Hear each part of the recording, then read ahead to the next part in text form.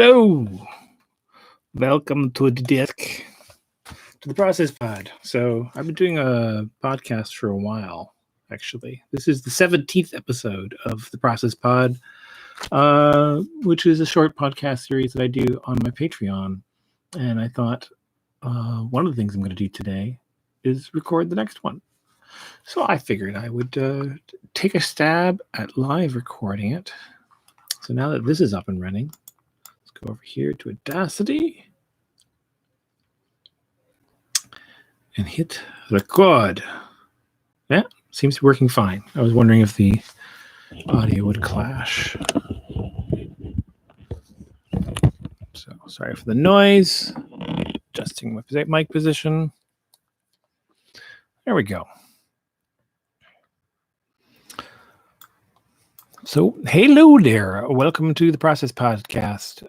This is episode 17, and update right now is I just finished another story for Mind Engine. So I've got art for the box, New Armageddon Blues, and most of Dream Life done. Those are the biggest ones. I'm going to work on one of the other biggest ones is Bastard Tale, which is all done in rough. It's a little different process though, so I'm not sure how long that'll take, but I'm confident I have enough time. And I have a 4-pager that I'm doing this week. That's for the acknowledgements, intro, beginning of the book, and also a book, an anthology coming out from MCAF, which I will. Now that I think about it, I need to add that link to the text. So yeah, I got a lot on my plate, and the world has shut down because coronavirus. So I was talking to my mother about that. It's funny because she mentioned tuning in to the live stream the other night and liking it, but also finding it slightly. I think if I interpreted correctly, creepy in that her listening in on me while I drew and said nothing and just breathed was slightly uneasy. So I hope no one else finds the long, quiet drawing sessions uncomfortable. But I was live streaming the last couple of days with the idea being that given people, I've been meaning to do more of that anyway, and given people are sort of shut in and everything, it seemed like a good time to do something like this and just be out there and offer contact. So there's a chat on the live stream and people can chat there, and a few people have. So hi, hello, folks who chatted. Yeah. I like it as a routine. So don't get into too much editing. The Process Pod audio, I'll probably edit a little bit. I usually trim it down for time. I like to keep it a nice tight 5 to 15 minutes maybe. So usually I don't want to ramble on too much, and I like cleaning up my cadence. And I had some experience doing audio decades ago now, doing radio at CIUT in Toronto, and I always enjoyed it. It was a lot of fun. I had it set up to do it on an old Apple LC that I owned at home on Sound Studio 16, I think it was called. And then I also did taped reel-to-reel cutting and splicing and taping together reels of magnetic tape audio recording, and goofing around late at night in the booth with the tape, making loops and stuff was always fun. I did a show called Signal Noise that then got changed the name to Channel Zero, and we had a lot of fun. In fact, I think I probably have some audio here from it. So while I'm talking, I'm going to dig that up and see if I can play it for you. The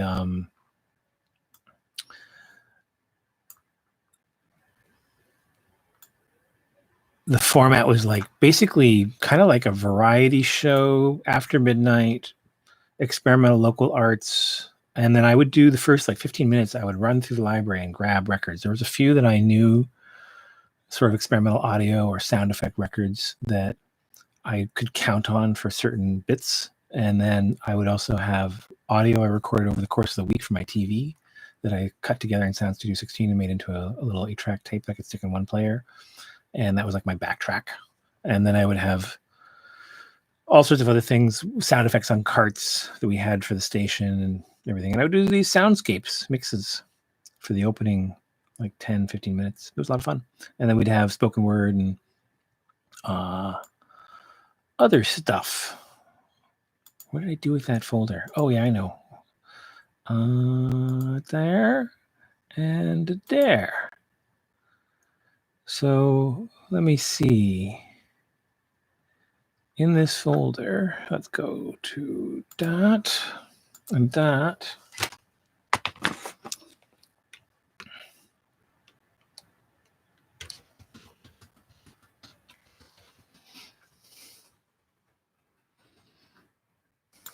Wow. Black cabs.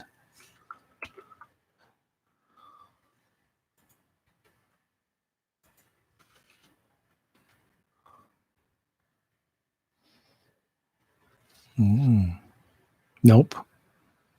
That's not it. Oh, dear.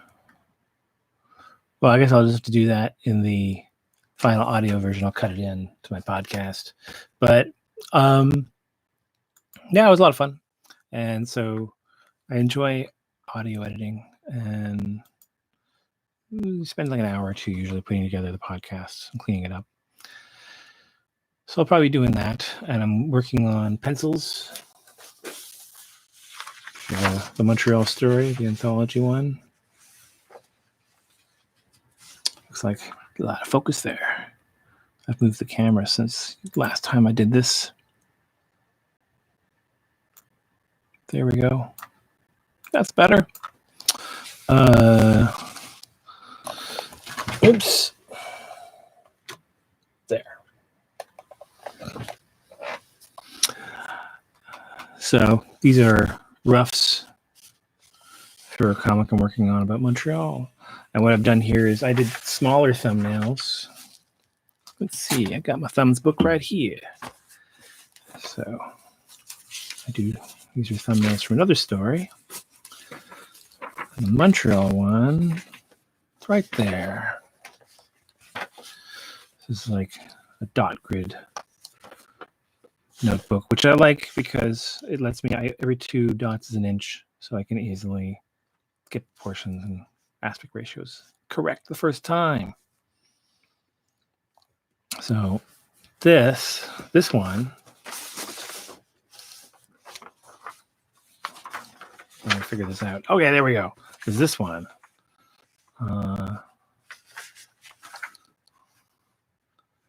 And it's fun. I'll draw myself at the end there.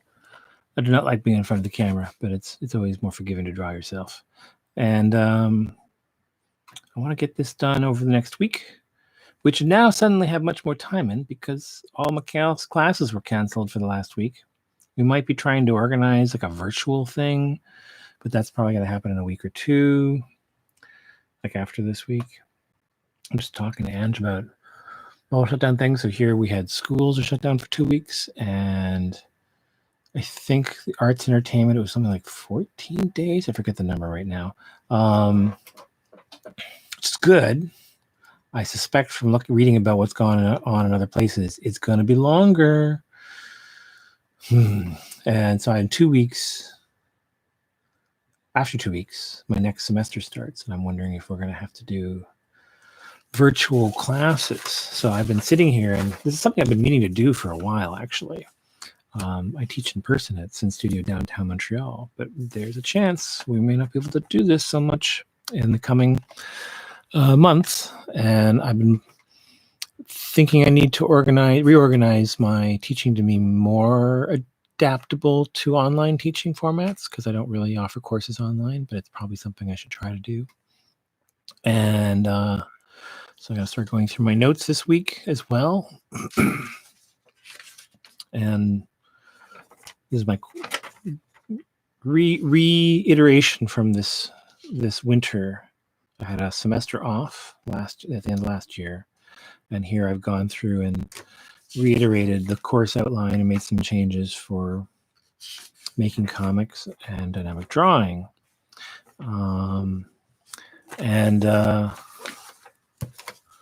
Yeah, I'm probably going to make This is the one that's going to be the most challenging because it uses a lot of in-person live model drawing, especially the second half, all this without the notes.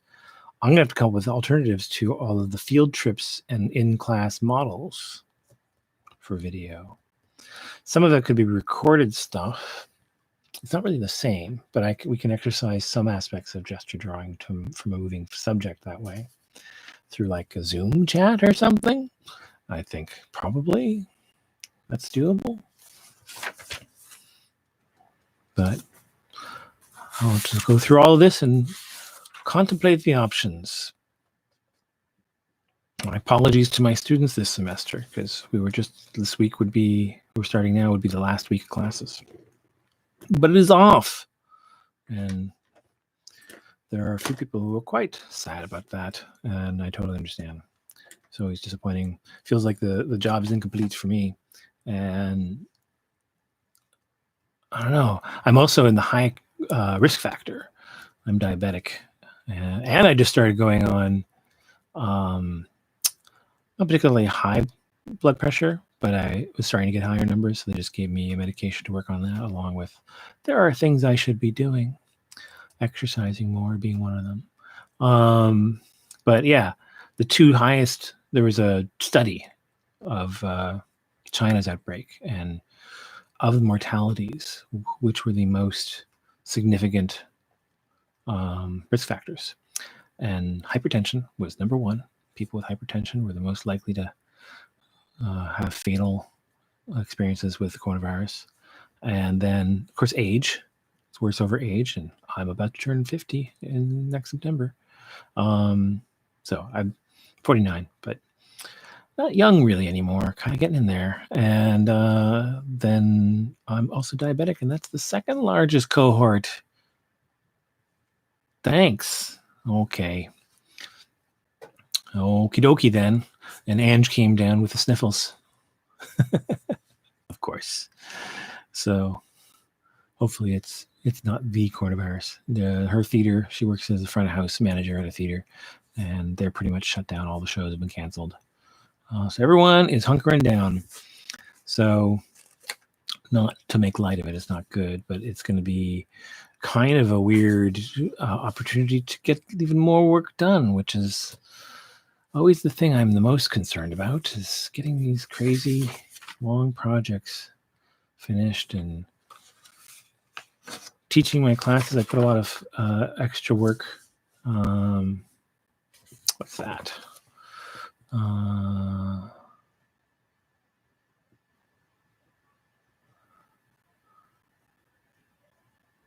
Oh yeah, that's something else. That's interesting things I probably shouldn't be putting on the internet. This is my journal notebook organizer. I keep, I don't like fixed calendars, but I make my own. I guess you call it a bullet journal. That's what they call this. I always had sketchbooks, and then once I started using these dotted grid books, I started being even more organized about my notes.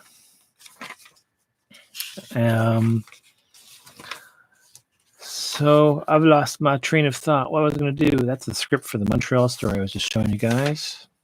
It's a poem. It's poetic.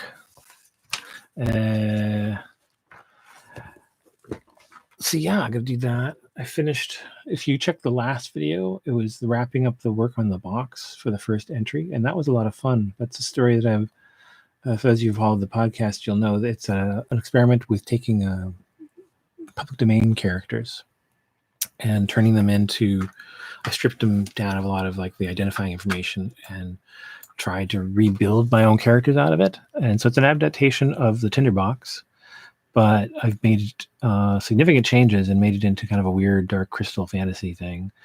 Had a lot of fun with that. Nice and simple black and white line drawings too, only. No tones or anything like that. The whole book, I've decided to skip color, partially because of economics. It's just cheaper to print and then thus cheaper to sell. But also, I like it better. I feel kind of stuck by the parameters of the last big project I did. And that wasn't unique to it. Anytime I've sat down and tried to do a whole graphic novel in one sitting, it's been I've accomplished it a couple of times. Therefore, Pent was probably the quickest for page number. And I did it by doing a particularly kind of fast and dirty style. Let's see, I've got it handy. Yes, I do. I have several items right up here, but here's one. Let's zoom out. Show and tell time. An artist acquaintance of mine said, "You ever want to meet up and do show and tell?" And I completely, what? Show and what? Because I was such an antisocial kid in school. This does not mean the same things to me. Although I always feel a little bit weird meeting up specifically for show and tell type stuff. There we go. I can move this light. That's a good idea. So there's about the middle of the book, page 97. And I did this with, it's on 9x12 Bristol originally. I think it's been, in many cases, trimmed down a little bit. No, actually, it's 9x12 book, so that's not trimmed. Some of them I trimmed a little bit. With that one. I think maybe I did all of them. But the book, the finished book's about this big. So it's a little larger than print. Sometimes, actually, I work this big now for books that are almost this big. So I actually use less reduction these days. We're reducing the art makes it look nice and tight. So there's definite advantages to that. But I like the scale. And this was mostly graphite and brush and pen. And the blue you see is sometimes color erase, but a lot of this is the printed blue line of the thumbnail or pencils. Sometimes I would go straight to, like, that's pretty rough. I remember that on this book, my pencils were quite loose. You can see them here a little bit because I ended up drawing something different. So you can see the figures. So there's some stuff that's detailed, but a lot of it's quite gestural. Partially for speed. And that's kind of what a habit I'm getting back to with the work on Mind Engine. Because this was a large project that went quickly and a template that worked well for me and I was comfortable with and I liked the results. So after experimenting with some other things, like Dream Life, I'm still kind of doing what I do with Dream Life. You can see the baseline templates I did for all the pages. I even had the title of the book printed in there. For Dream Life, I did many more iterations, more detailed process. And the way I'm kind of revisiting that, sort of pushing myself to go further with the rendering and the development, is to do Dream Life Book 2 digitally. I've got an XP 15.6 Pro. Whoops. Uh-oh! The gaffer needs to get fired. Terrible work. Okay, there we go.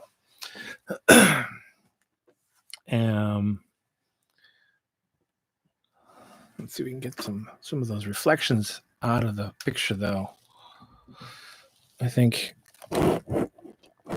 there. And you know what I need to do?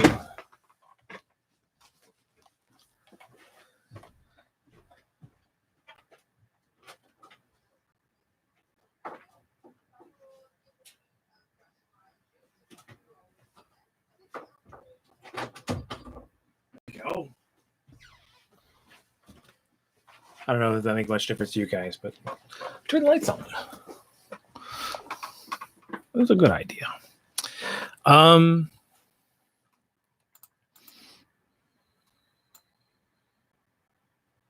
It's a bit better. Looking a little sickly. So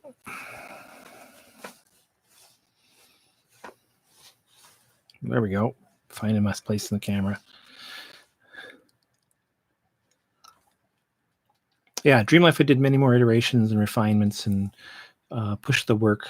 And so now I'm doing it digitally because I find, like, the downside to drawing digitally versus this kind of stuff is that you do have the undo button and so many more little options and doodads and things you can do.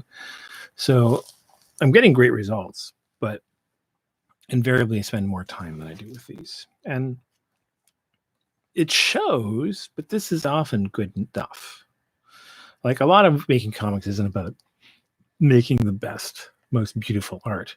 If you do that all the time, in fact, it gets a little distracting too. So you want to be careful about not sort of overdoing it.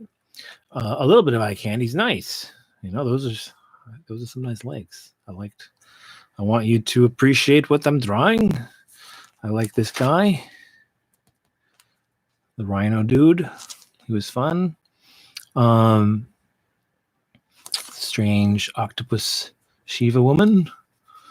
I had fun with this stuff, and I did do a fair bit of work with it, but I called it done a lot faster than I did for Dream Life. I will keep pushing stuff and refining stuff. And with the options in the digital thing, it's sort of doing it there is not only I can, but it helps me learn the tools better. So I'm making an exercise for myself out of the work by using the digital platform to be the work where I push my limits. But then for all the other stories I'm doing, and Dream Life is like one of the ones where I have one of the shortest entries in Mind Engine is the Dream Life entry. I'm only doing, I think it was 10 pages. Was it even 10 pages? I want to say it was 10 pages. I think the next shortest one is the shortest is the box, which is only 8, and this one, which is 4. But then the other ones are all quite long, and fortunately as well, they involve a sort of method and style of art that's much more like what I did on Therefore Repent. So makes the whole process more fun for me, and I get it done quickly. It took me about 9 months to do what's going to be about 60 pages of content in Mind Engine ignition sequence. So for the thumbnail for this video, you'll have seen it says ignition sequence. I was debating it when I first came up with the name Mind Engine for the comic. It was Mind Engines, plural, which is technically accurate, but I like the sound of Mind Engine, simple, singular. And also, I was toying with the idea of changing the name every issue, just to be a dick about it. They would all be 00s too, because that would have made me laugh. But then I got to thinking about it, and so it's probably because I have a background. My father was a mechanic, a motorcycle mechanic, and hydraulics engineer, and so sort of that stuff crept into my formative youth and has kind of always been a strong metaphor in my brain for a lot of things. And the idea of the sort of building stories in comics, what I'm doing with Mind Engine is very much about trying out different machines and ways of conveying ideas. And so anyway, I wanted to keep pushing that. So I'm going to name the first issue, subtitle it, Ignition Sequence. And then the idea is that each issue after that will have a similar name that falls somewhere further down the sort of serial sequence of the running of an engine. And yeah, that also means that, at some point I'm anticipating that Mind Engines will be like Revolver was, have a finite run. It won't go on forever. But it's going to be home for what I'm doing at the time. So I'll get X number of projects finished and then probably have found that I'm done with it. So yeah, I've rambled. Yep. That's what's up. Trying not to get too concerned. Hopefully I do not get the bug, and I can just sort of use this time to get lots finished and give you guys comics. If you want to check out my comics, check out the description text down below, and you'll find links both to this podcast but also to the Mind Engine work posted publicly on Patreon. There's also some behind the paywall. It doesn't cost you much to pledge and help support my comics. So if you haven't already, please consider doing that. I should probably take this moment to do something I often forget to do. What? Patrons. There we go. There we go. Yep. This one. Want that. So, I've had many patrons. I've been on here since 2000, and I think 16. I forget now. It's actually, I was surprised the other day to realize how long I've been on Patreon, and currently have, I think, 33. And so thank you to Andrew Walsh, Attila, Ben Templesmith, Brendan Furman. Sorry, part of your name was cut out by the graphic. I had to roll hole over it. Brendan Furman, Brendan Price, Calliope, Charles Wells, Nicholas Nolan, Curtis Hendricks, Darn Hare, Dora M. Mitchell, oh yeah, GMB Jacormick. I don't know if I'm saying your last name right, Nan. Chomer. I've read it so many times, but it's one of those ones where I haven't said it out loud and figured this out before I got myself on a microphone. Chomichuk. I hope I'm not butchering that too badly. Gustav Ruz, Hans Rickett, Ian Marshall, James Lloyd, John Jordan. Wait a minute. Yeah. Oh, yeah, no, that's that John Jordan, right. Joris, Leona Carb, thank you very much. You've been a long-time patron in more than a few ways. Mary, Kevin, Michelle, Laurette, I owe you some sketches. And Michelle Lafambraz, hi there. M. Salos and Nicholas V. and Patrick Goddard and Renee Dingle. Or Diagle? No, it's Diagle, isn't it? Not Dingle. I apologies. Renee Odin. Is it Otter? Yeah, Otter Vlad. Simon Otter Vlad. Stefan Goloskik. I should just have this written down. Stephen Labute. Tim Mormon. Tony Carlson. And Zombie Caricatures by Stan Yan the Man. Thank you, guys. I have to organize that better next time. I don't know. I'll probably cut something out of this for the podcast, and I'll see you all. Do much drawing, be productive, make use of your shut-in time, and if you have questions or requests for the live streaming, drop in the chat and let me know. I'm gonna go probably do some more live streaming, but I'm going to end this podcast recording here. So let's see.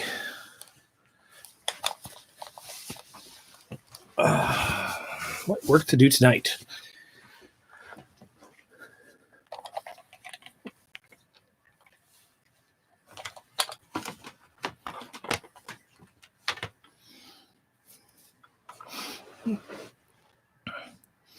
Hello, various viewers.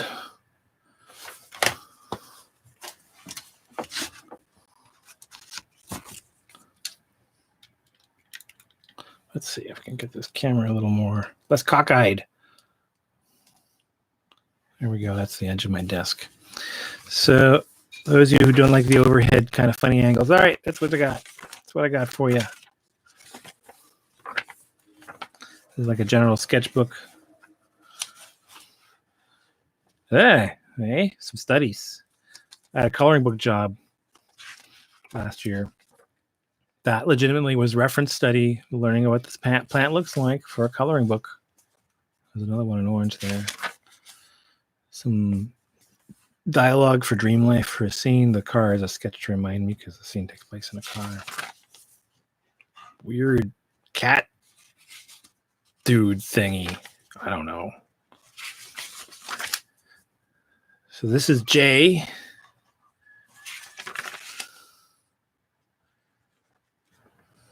Jay Stevens doing his talk about his glory days in animation. Turned down working on SpongeBob. This guy turned down working on SpongeBob. Dish, dish. That's what he would like us to do. Smack him around. Not sure who that is. There's one of those comics. These are like journal comics that I've been doing for example students. Logo designs for the box. And there's the box. This is a commission sketch concept. I have to come back to this soon. It'll be fun. I'll try to draw that.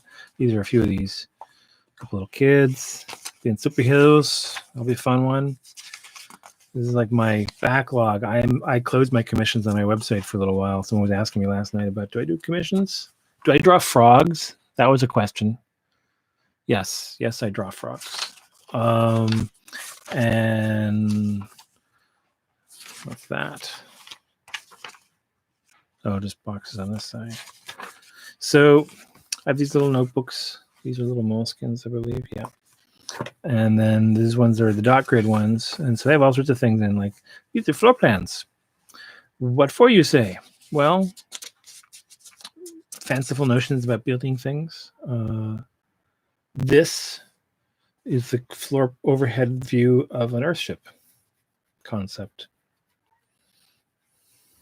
Those are beams and the sloped window and sort of a giant.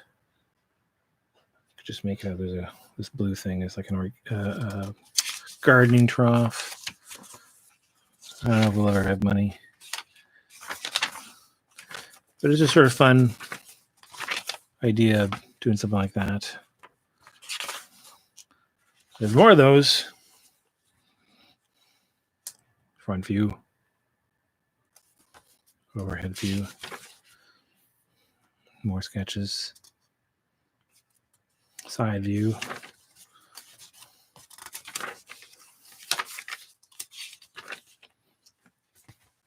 So this is from one of my comics, Dream Life. This is a floor plan for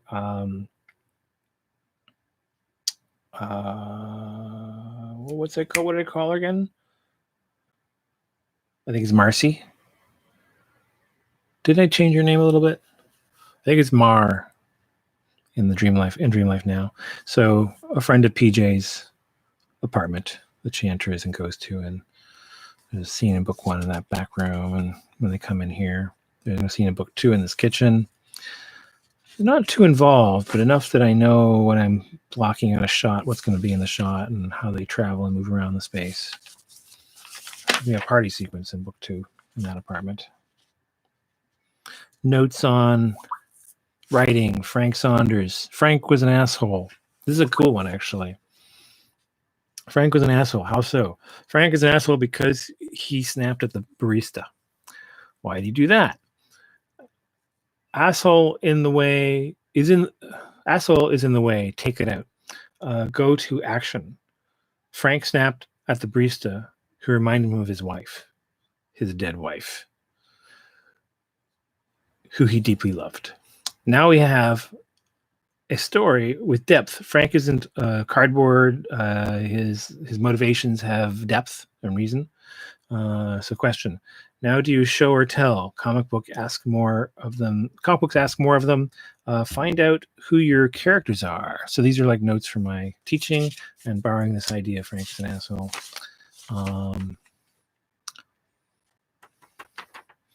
We talked about that in class, but I forgot to use a specific analogy. So I'm going to try to remember that next time. It's a good, nice, clean, simple one. When you just focus on their actions, the characters have less depth. But once you know what your actions are, then, like we do in most of life. In most of life, reverse engineer justifications for their motivations and give your characters depth, and rather than making them people we just judge. This one's all thumbnails. This is my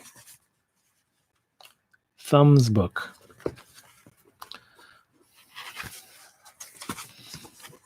Dot grid again. These pages are 8 by 10. So I can get 2 per page, which is handy because that's a spread. And these are the latest Bastard's Tale, which I'm going to be probably drawing a little bit this week and mostly next week. I've done a lot of thumbnails for it already. And some of the pages are already finished. That I'm probably not using, although I'm going to revisit, look at it. What was I thinking about? There was something, and something that I had in mind. which I will look at back at and see. But I've changed the story quite a bit. So there have been changes. And these, so this was a design when I was thinking about the tinderbox, which I then did a skin over just to see how weird it would look, and I didn't like it. But it was sort of an interesting creature that was sort of the three big dogs. But then I chucked the idea of doing dogs or three of them. And this is my soldier, although he's evolved, changed a bit. And that's what I did instead of dogs. I'm thinking like it's like a bramble bush. Automatons. My boxes. Different box ideas. I like this one. Too much fucking work to draw, so I went with this one with some modifications. You can actually see the little design for the opening mechanism is here in red. And then here's the larger box that he finds, although I simplified it for the comic a little bit. And then we have thumbnails for the 8 pages.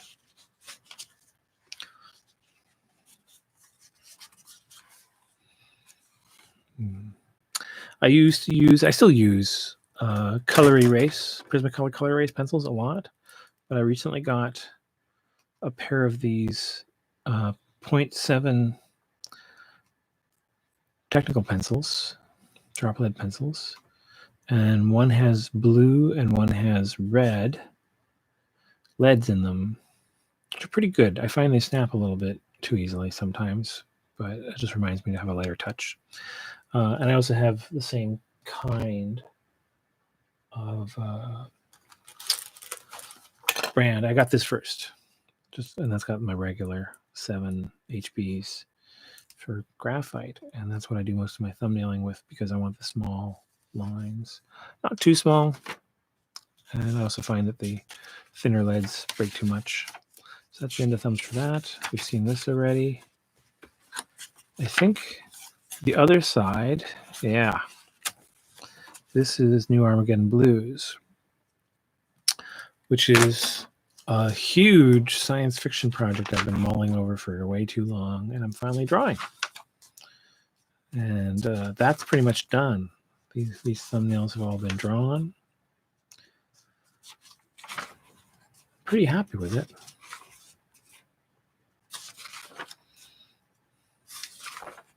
That's totally done. I haven't done these yet. Every time I do a scene like this, I go back and sort of tweak the script some more. Not a scene, a chunk. So I'm going to go back and look at the script and probably make some changes and then go back and finish this. So that's where I'm at. I'm wondering, I can't remember now, can I cast my screen? I remember being able to cast the screen somehow.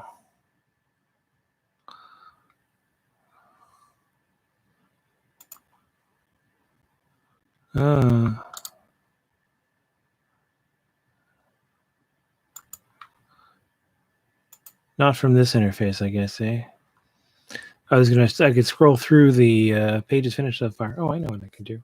Well, not quite the same, but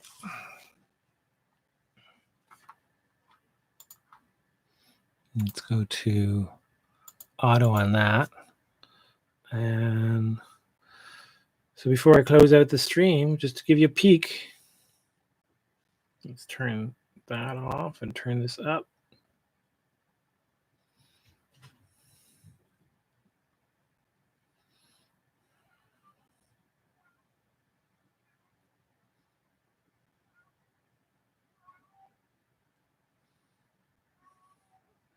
My cat's freaking out because he's not getting attention. There we go. So, quick tour through my engines cover. Thumbnails. Let's turn the brightness down.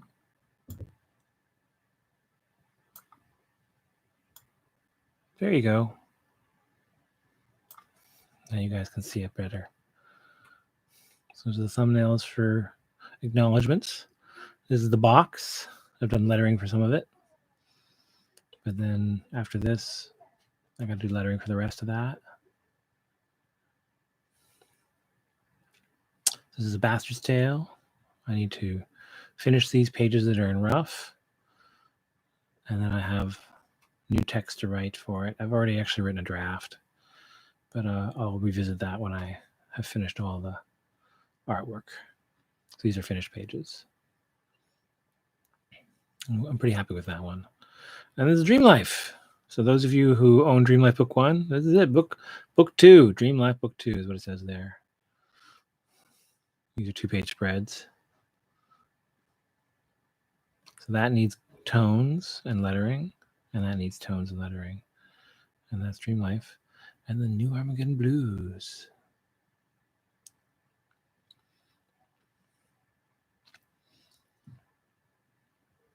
It's been fun kind of just working on all this solo, not having to check with anybody else, see if I hurt the feelings, I step on the toes. If I don't like something, I just change it. I really quite like how that one came out. This detail here is fun. I've been waiting to draw the Blackheart is her name, the Blackheart lady.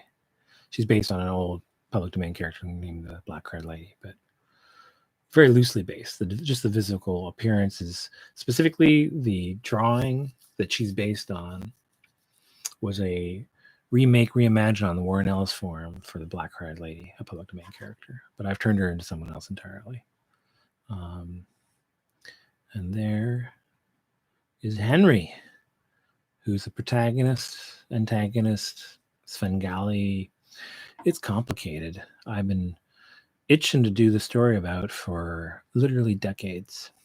So we'll be getting to see more of them and their siblings and shenanigans soon.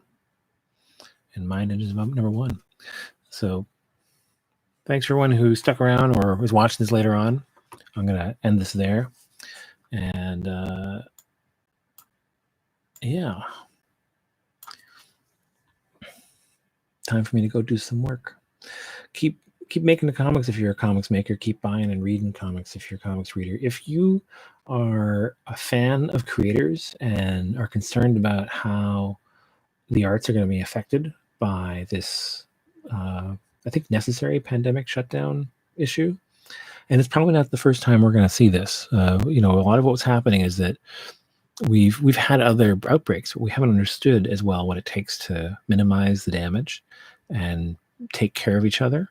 And what we're doing now is a lot down to doing that right.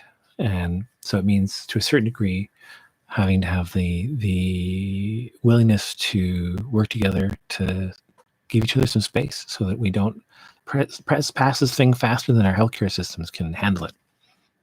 We're going to pass it. We don't have any, it's novel, so we have no immunity. So people have to do what they can, and we don't want it to wreck them. I really love seeing things like, in the States, Mitt Romney is suggesting $1,000 to everybody. It's not quite $1,000 a month, but he's basically joined the Yang Gang, and I would love it if UBI gets introduced in the States via Republicans. It's perfect. And I think here, you might know people in the arts and stuff. Go check out, see what they're doing. Some of us are just doing like this. We're trying to live stream on a regular basis to have stuff out there for folks stuck at home to consume and enjoy, no cost.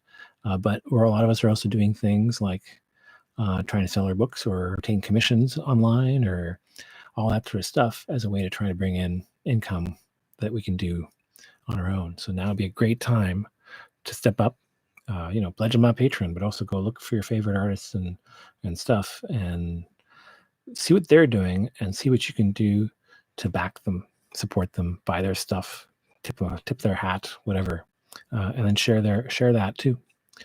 Help spread the word. Okay, I'm going to call it there. Good evening, and thanks for watching.